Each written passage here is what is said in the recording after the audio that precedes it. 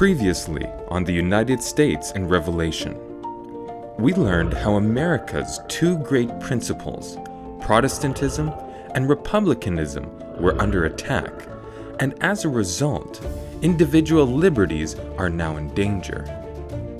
And we saw that when these two principles are finally removed, a new form of government will be created known as the image of the beast, a government similar to the papacy of the Dark Ages, where the church controls the state.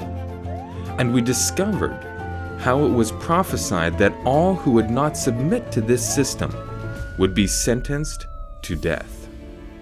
Let us now look at the mark of the beast, the mark that will show who worships the image of the beast or not.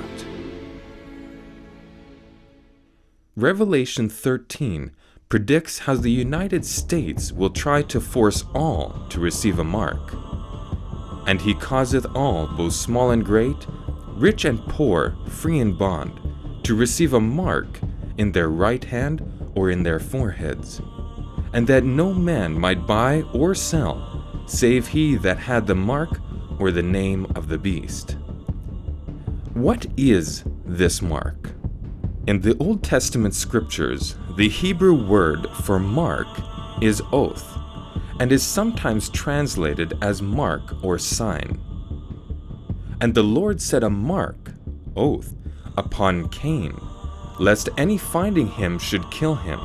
Genesis 4:15. And it shall be to the Lord for a name, for an everlasting sign, oath, that shall not be cut off. Isaiah 55:13. From these verses, it is clear that the words mark and sign can be used synonymously in the scripture. The mark of the beast must therefore be his sign.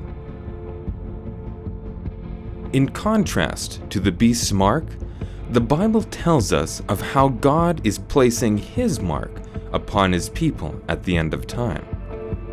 And I saw another angel ascending from the east, having the seal of the living God, and he cried with a loud voice, saying, Hurt not the earth, neither the sea, nor the trees, till we have sealed the servants of our God in their foreheads. Revelation 7, verse 2 and 3. What is this sign or seal? A seal is what gives power and authority to laws and often contains three parts: the name of the power issuing it, their territory, and their right to rule or jurisdiction. So to discover what God's seal is, we must look at his law, the 10 Commandments, and see where these three parts are. This leads us to the 4th commandment. Remember the Sabbath day to keep it holy. For in 6 days the Lord made heaven and earth, the sea, and all that in them is, and rested the 7th day. Wherefore the Lord blessed the Sabbath day and hallowed it. Here we find the name of God, the Lord, his territory, the heavens, earth, and sea, and that he is the creator, therefore giving him the right to rule over his creation. In the Sabbath commandment, we have the seal of God. It is the 7th-day Sabbath which gives authority to God's law. To reject the Sabbath by observing Sunday is to remove the authority from his law and thereby make it null and void. On the other hand, the keeping of the Sabbath acknowledges God's law and is the mark or sign that shows allegiance to him. And hallow my Sabbaths, and they shall be a sign between me and you, that ye may know that I am the Lord your God. Ezekiel 20:20. The mark of the beast, like the seal of God, is not a literal mark, but is symbolic of something that shows the authority of the first beast, which we learned in episode 1 is the papacy. Therefore, to discover what the mark of the beast is, we must find out what the papacy claims to be its mark of authority. When asked about the true day of worship, this is what Rome had to say. Sunday is our mark of authority. The Church is above the Bible, and this transference of Sabbath observance is proof of that fact. Catholic Record, September 1, 1923. Question: what warrant have you for keeping Sunday, preferably to the ancient Sabbath, which was Saturday? Answer: we have for it the authority of the Catholic Church. Catholic Christian Instructed, Chapter 23, page 272. Protestants do not realize that by observing the Sunday, they accept the authority of the spokesperson of the Church, the Pope. Our Sunday Visitor, February 5, 1950. Reason and common sense demand the acceptance of one or the other of these alternatives, either Protestantism and the keeping holy of Saturday, or Catholicity and the keeping holy of Sunday. Compromise is impossible. The Catholic Mirror, December 23, 1893. From these statements, it is clear that Rome views its change of the Sabbath from the seventh day Saturday to Sunday, the first day of the week, as its mark of authority, and that Protestants, in keeping Sunday, are honoring her. It is clear then that Sunday observance is the mark of the beast. So if the United States will try to cause all to receive this mark, this must mean that it will try to force all to worship on Sunday. The mark of the beast is said to be placed symbolically in the forehead or hand. Why is this? The forehead refers to the mind, which is the place of reason, intellect, and decision. These words, which I command you today, shall be in your heart, mind.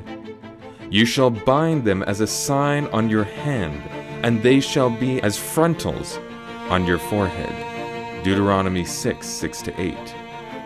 So if one consciously agrees with Sunday observance, they will receive this symbolic mark on their forehead. The hand symbolizes action. Whatsoever thy hand findeth to do, do it with thy might. Ecclesiastes 9:10. If one worships on Sunday, even if one does not mentally agree with it, they will receive the mark in their hand.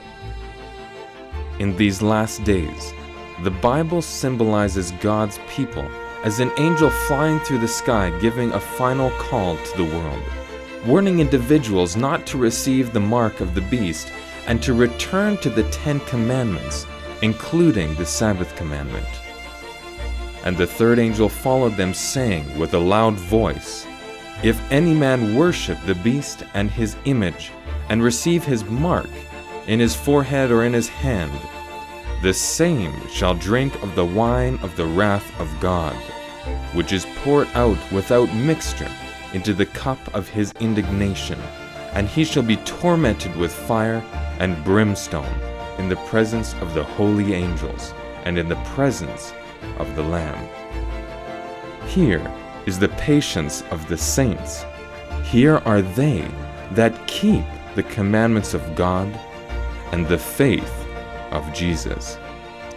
America is soon to make a worship law, forcing all to worship on Sunday, and those who refuse will not be allowed to buy or sell. Those who worship on Sunday will receive the mark of the beast, while individuals who keep the seventh-day Sabbath will receive the seal of God. None have yet received the mark of the beast. But when this image of the beast is enforced by law, and we have to choose between either God or man, then it will be a deciding factor on which side you are standing. The final test will deal with worship. Will one serve God or man? The stakes will be high, and all will have to make a choice. Which mark will you choose? Make sure you like and share this video. And if you would like to see more videos like this, please comment below. Don't forget to subscribe to receive more video content, and like and share this video with your friends and family. To continue your study on the importance of the seventh-day Sabbath, visit sabbathanswers.amazingdiscoveries.org today.